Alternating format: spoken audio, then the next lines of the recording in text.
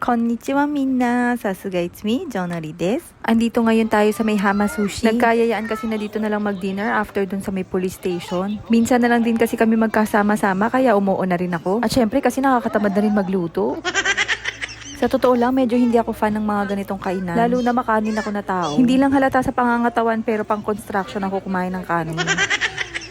Mayroon din naman kasi mga kanin dito yung nasa ilalim ng sushi. Hindi namin nakalain na double deck pala yung pwedeng labasan ng order. Sabi ko kay Jason ni video niya, ayun na pala, nasa taas na pala, lumabas na pala yung isang order namin. Tingnan nyo naman kasi kung gaano kakonti yung kanin niya. Makakailang order muna ako bago ako mabubusog. Ito nga rin si Shelly, parang sa akin to nagmana. O tignan nyo, o kahit imaginary, kumakain pa rin siya, wala na siyang kanin. O. Pwede ka naman yata umorder ng kanin lang, pero hindi ko nakita kung meron nga.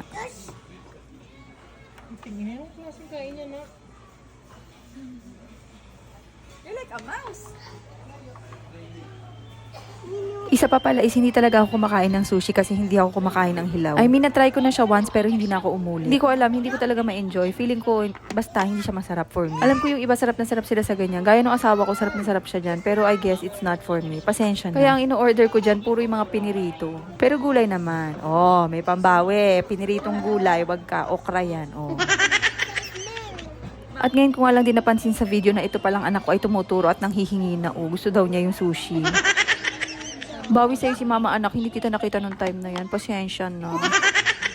Tignan nyo naman kasi nasa aking side yung dalawang bata. O diba, kawawa naman ang ina. Charot! O yan, so yan nga yung order ko. Inorderan ko din sila ng karage kasi bilang mahilig sila sa chicken. O tapos ayan, si daddy umorder ng coke float. O tapos sige ng pindot natin dyan ang kaka-order. Dahil nga sa tingin ko ang onti nung kanin, sige ang pag-order ko, pindot ako ng pindot. Tapos nakakabusog din pala siya. Nakikita niyo yung panel na yan, touchscreen pala yun. Pwede din palang umorder. At yung anak ko magaling ay pumindot ng coffee jelly. Minsan talaga nasa point ako ng buhay ko na kaysa makipagtagisan pa ako na ni Hongo at ipa-cancel yung order. Aba, kakainin ko na lang yan. Maluwag na maluwag sa loob ko yun.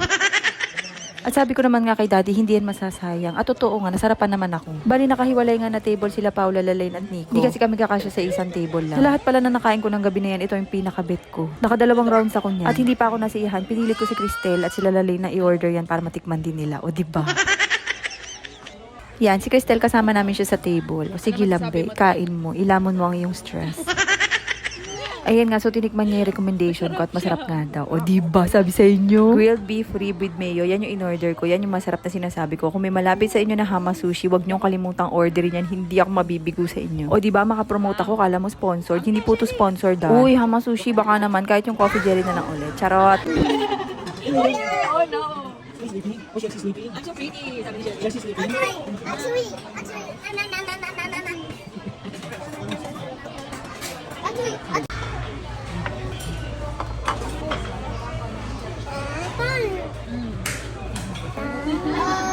Dalawang ano din ako.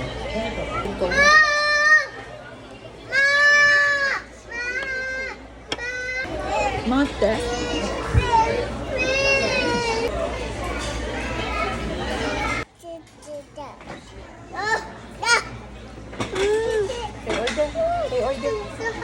Ay, Oide. Oide daw, oide. Toto pala, oide. Oide. Oide, oide. Oide, oide. Matagal din pala ang queue dito, lalo na dumating kami sa oras ng dinner time. Oras ng dinner time! Redundant! Kaya mas maganda kung magpapareserve kayo, lalo na kung may anak kayo. Kasi ganito magagastosan kayo ng ganyan. Ang daming gachapon sa may labas.